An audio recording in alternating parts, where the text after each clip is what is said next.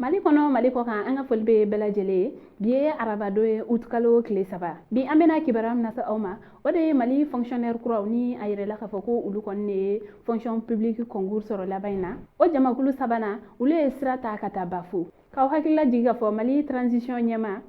colonel Asimi Goita ale kɔni ye a boloda k'a fɔ ko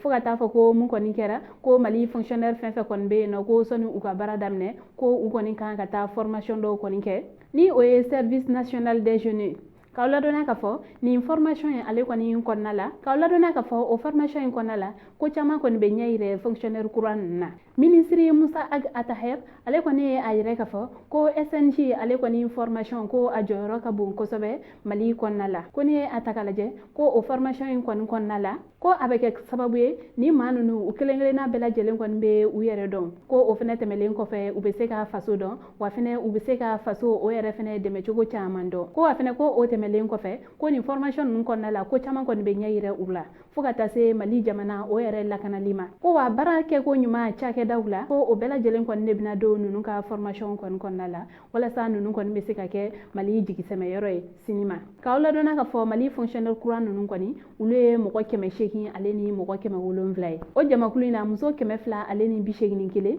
o bɛ olu cɛ la ni maa ninnu kɔni bɛɛ lajɛlen bɛna taa ɲɔgɔn sɔrɔ Bafo ni ka taa u ka formation kɔni kɛ an balimaw ni kibaruya de tun b'an bolo ka da aw tulo kan ani ce aw ka kulomajɔ la aw k'an bɛn a ɲɔgɔnna wɛrɛ